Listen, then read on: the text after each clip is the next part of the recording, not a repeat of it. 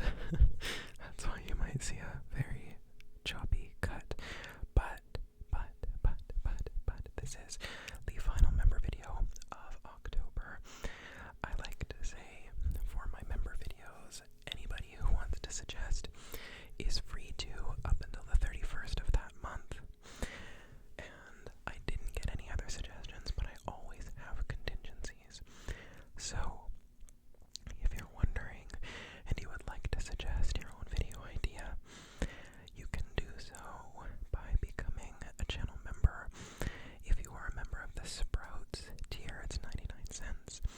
And in terms of the video suggestions, you are able to suggest one video idea. You can suggest as many as you want, but only one will get made out of all of the suggestions that we get. And then, same thing with the Flowers tier members, except there are 2 videos made for the Flowers tier members a month. I always like to say, do not sign up for my memberships, please, unless you have the extra 99 cents, the extra $2.99 to pitch in. Since most of my audience is in the United States, Canada, and the United Kingdom, all of our countries are going through various stages of economic hardship at the moment, so I don't want you to support me unless you can. I will be fine. I promise. But if you want the opportunity to suggest a video idea, you can if you become a member. The other thing is that, like, let's say you suggest, like, oh, I want to see camera tapping or whatever. I want to see you tapping on metal or something. I don't know. You can tell how good the improv juices are flowing right now. Then I might do like a compilation of those. I might say, okay, we're going to do 3 triggers. We're going to do camera tapping, we're going to do metal tapping, and we're going to do your friend tells you a secret. Something like that. So there's multiple ways that I choose to do it. So far it is at my discretion, but we don't get a lot of suggestions as it is. So that is perfectly fine. That is perfectly fine. I love all of you. So that's just my spiel at the beginning. So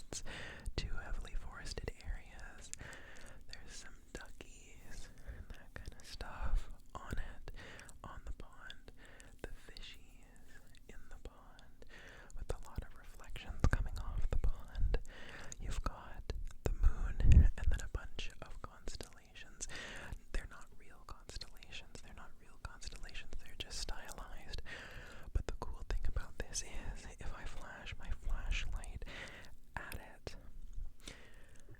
it has parts that glow in the dark. So the stars up top, the stars up top, the stars up top, they glow. The fish that are in the pond, the fish that are in the pond, or the river I should say, glow. The moon and the tent glows as well. There's also some little eyes, eyes in the trees that also glow. It's very pretty. I am going to kind of bring you closer to it now. Do you just see how cute it looks? It's from that science channel here on YouTube called Eclectic, and I really, really, really like it. Actually, here I can bring you closer to the star chart and the chromatic scale, as well as closer to the herbarium, Alright, now that you're back to being nice and stable, I'm going to lower you down a little so that you can see the flora specimens. Now this is right over top of my night table. Hello to my alocasia Jacqueline leaf. But this is right over top of my night table because I want to see this one the most. This one I'd say is probably my favorite out of all of the posters that I've got. I've got my little duck keychain hanging on to one of the pegs. This little duck keychain is from Anthropology. My grandma got it for me. It's so cute. She knows exactly what I like. But I love the gradient on this poster. The flowers, the writing down here is all in French, which I can't understand. I can, but like it's all in French, so there's not much to read. It's just saying la fleur est la dernière expression de la végétation, observant avec attention le phénomène de la floraison. On voit que les bourgeons terminaux ou axillaires subissent une modification qui frappait l'œil de moins exercé. I'm sorry for butchering the French. I am a filthy Anglophone. I've said that in 2 videos now. I think I say it in the coming trigger word Tuesday. But it's a very nice color scheme, and it's very simple, but it's so gorgeous. I think I love the pinky purples the most on here, as well as these sort of deep, sort of burnt reds. Now it doesn't label which each of these are, so like what each of the flowers is, but I do have a couple of guesses. I know for a fact this guy is a type of orchid. I've seen these in garden centers before. I think it's called a bellflower or something close to that. These are columbines. We actually have them in our backyard. And then I believe this guy's just a regular old osteoparum or a daisy. This one, it looks like a peace lily, but I know it's not a peace lily. It also looks a lot like the flower of an alocasia, but I'm not sure which it is exactly. This little pinky looks like a tulip up here. And then I know I've seen these before, but I can't bring to mind what they are. I don't think it's a zinnia, but it could be a zinnia. I really love this flower on here. I catch myself looking at that one the most, as well as this white one and this blue one, because I think this shade of blue is so absolutely gorgeous. It's so absolutely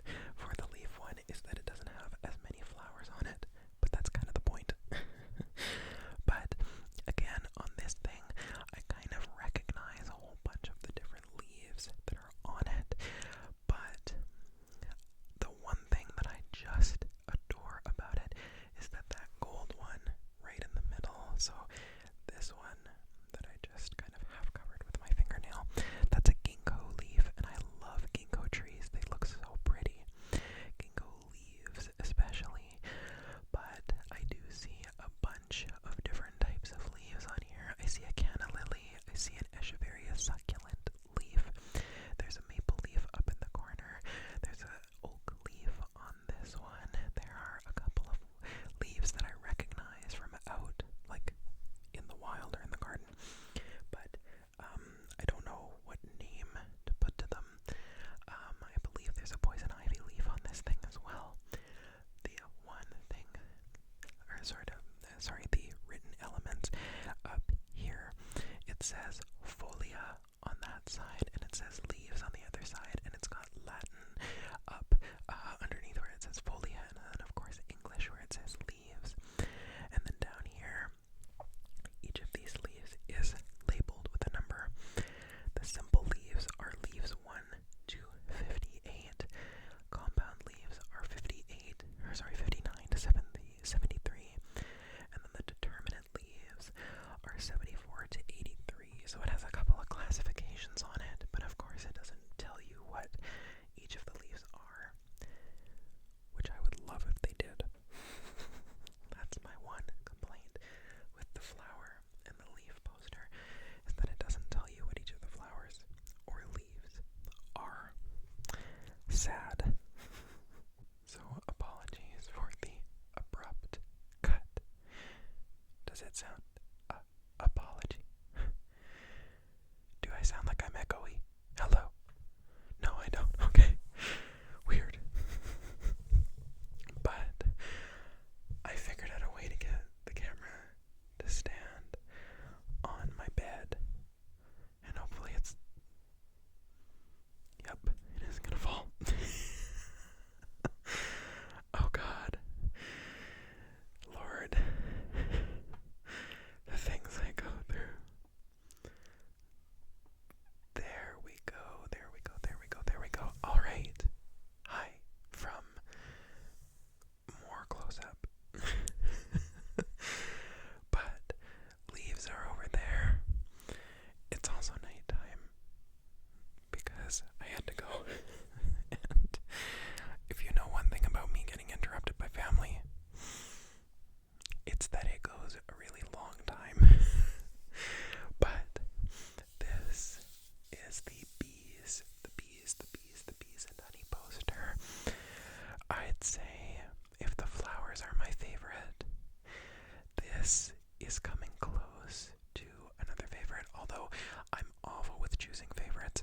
If you ask me what my favorite song is, there is a short list of probably about 30 that I would choose for different reasons. So take that with a grain of salt, but like the flowers are for sure the favorite of the poster group. This is very close as a second, I think. Tied a little bit for a poster that I will show you kind of at the end of the video.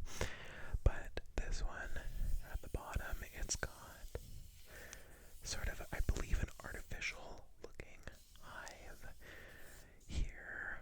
And then here's one that looks a little bit more, I guess, architectural. This looks like one that's on like a shelf. So maybe this is one of those bee house type things.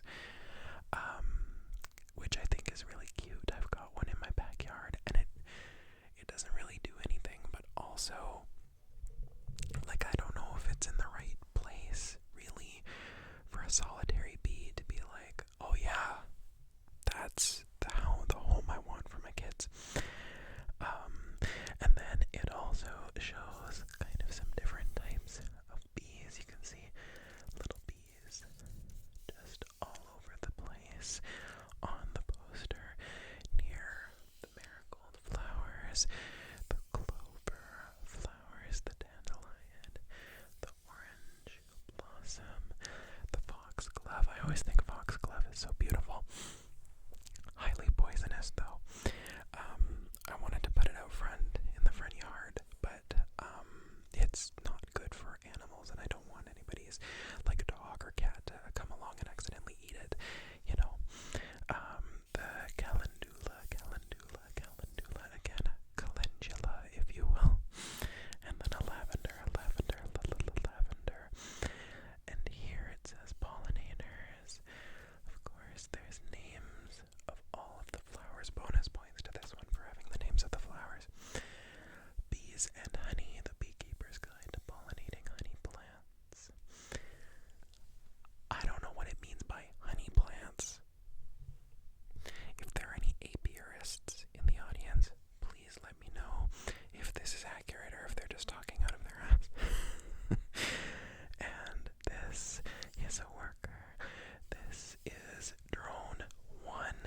looks a little smaller with different markings. This is drone 2, looks a little larger, again with different markings. And then here is the queen, here's the queen, here's the queen.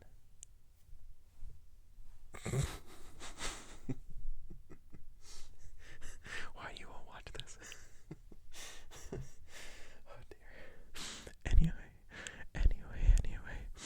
So this is the bees and honey one. Now I am going to gingerly adjust the camera a little bit. Let's see, I'm gonna lower it. There I am, so that you can see les champignons, les champignons, les champignons, les champignons, or the mushrooms, the mushrooms, the mushrooms, as I bash my shoulder into the blind. But this is the mushroom poster. Again, more bonus points to this one for having names for each of these. Tricolum, prétentieux, boulet blafard. I love les boulets blafard. It's so fun to say, and I know it would more so be blafard, but it's so fun to add the D at the end. Chanterelle, comestible. There's morel or morel mushrooms. My grandma used to forage for those. Very valuable, very tasty, very tasty. This is Russul verdoyant. This is Amanite Tumush. It says here, dangereux. So it's dangerous. This is Bolet rude. It's very rude. Gee, I wonder why. Maybe it has something to do with the shape. To be honest, these three are kind of rough in terms of the shape, and I'll leave you to figure out why I'm saying that. This one I think is the prettiest on here, as well as the chanterelle. But really, I just like it. It's very unique in terms of, like, as far as the posters go. I think it's like the most unique one. It's like, I think a lot of people assume that mushrooms are ugly when really they are incredibly beautiful, which, I don't know, maybe that says something about what we value as a society. Maybe I'll write a dissertation. I am going to bump the camera up just a little bit more here so that you can see the last poster on this side. Actually, can I do it right now? No, I can't. Prepare for a cut. Hello up there. Can I stand on my tiptoes? Hi. I'm having a lot of fun filming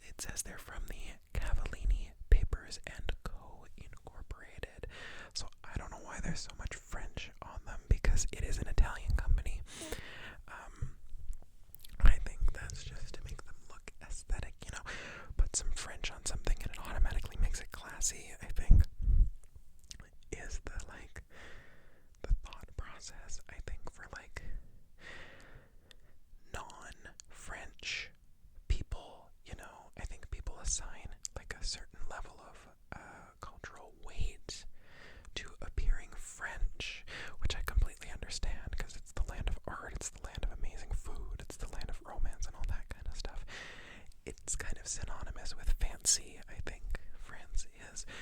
But that's always something interesting for somebody who has grown up with French in his, like, schooling and things like that. It's always like, it just feels so regular and normal to see it. But these are easily my third favorite out of them all.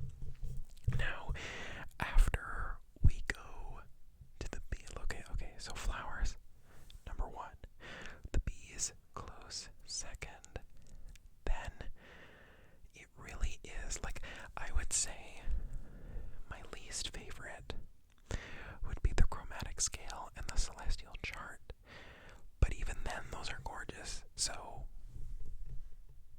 I just like them all. But this one would be third spot, I would say. Like if somebody had a gun to my head and they had to choose, I would choose this as the third spot, mushrooms is fourth, and then kind of everything else. But these are so cool. It kind of follows the same convention as the leaves and the flowers, where they're all numbered. But this one, I think, really interestingly, has all of the names of them here at the bottom. So if you're looking for 31, which is this big one down at the bottom, that one is a Epial Venus. Epial Venus. If you're looking at this one here, that's 29. So that is Atticus bow. Atticus bow. This little one right here, that one's 15. So that one is a Calicor. This one up here, I think, is my favorite one out of all of these on here, followed by this one and then that one. But this one up here, 24, that one is. So that is an Ater. Isn't it just pretty? Like, okay, can you now understand why my eyes wander so often when I'm filming Trigger Word Tuesday? Because I get to look at these, like, all the time. And all these posters really are, I think in a couple of videos I've called it like my ADHD wall, which it really is. It's so satisfying to look at. There's so much to look at. There's detail. There's things to return to. They're just gorgeous. How could you not love them? I say as I look like I'm like peeking up, like this is a really good story.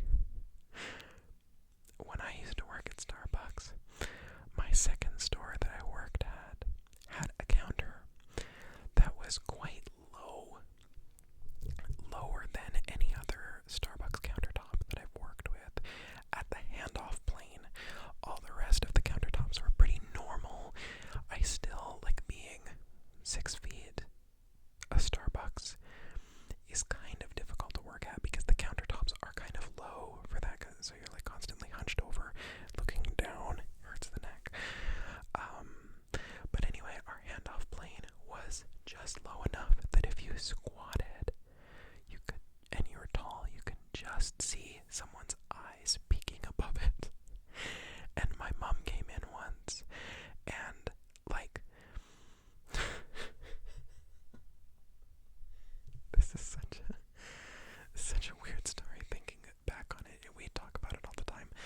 But there was somebody who worked at that store who self-proclaimed, he said he found older women attractive. Perfectly fine. I'm not gonna yuck your yum. That is fully valid as long as you're chasing them in an ethical and kind way. I don't really care. He was, I believe, in his early 30s, and he would frequently talk about wanting to date women in their 50s. Cool, whatever. My mom happens to be in her 50s. So anytime she would come in and this guy was there, he would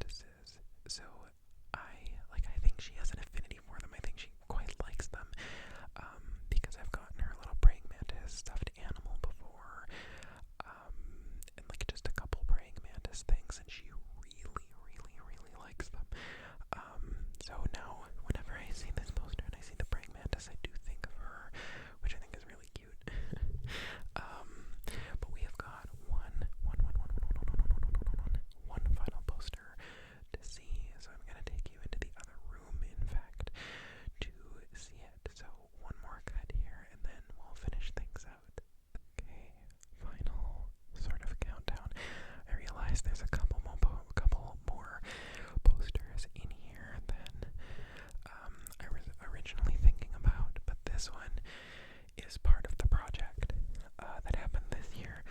This one is another one by the people, and I wish there was a way for me to get rid of the shine from the overhead light, but this one is truly absolutely gorgeous. It's black, of course, and it's got stars in either like this metallic blue or the zodiac are in like a metallic gold.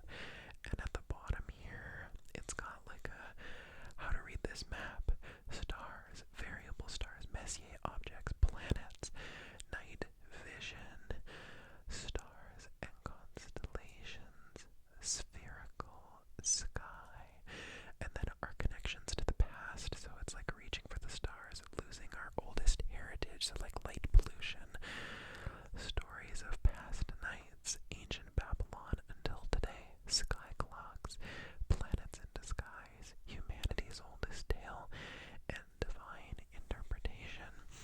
It really is such a wonderful thing to look at. You can look at it like basically forever. I love it so much. And then the other two, which I won't spend a terribly, I guess, other three now that I look at it, but I won't spend a ton of time on these. But this one, okay, so the one with the castle is from Fire Emblem Three Houses. Also, just look at my globe and my Overwatch figures and my Alocasia Cuprea, and then the one with like the sort of stellar looking jellyfish, that one is from the Adventure Zone first comic book release, The Adventure Zone. The Adventure Zone, fantastic Dungeons and Dragons podcast. Here's a bunch of my mom's clothes, and then that one back there, that one back there, that one back there, with the sort of giant red tree. That one is a displayed poster. Actually, I am not sponsored, no, but I got it because it's made by a Dark Souls, Bloodborne, Elden Ring lore YouTuber, and it's really cool looking. Actually, can I take you up closer to it? It's got a bunch of like details, like see, it's just so pretty. And that one kind of sits here in this room where I have my desk. This is the old room that I used to film ASMR in, actually.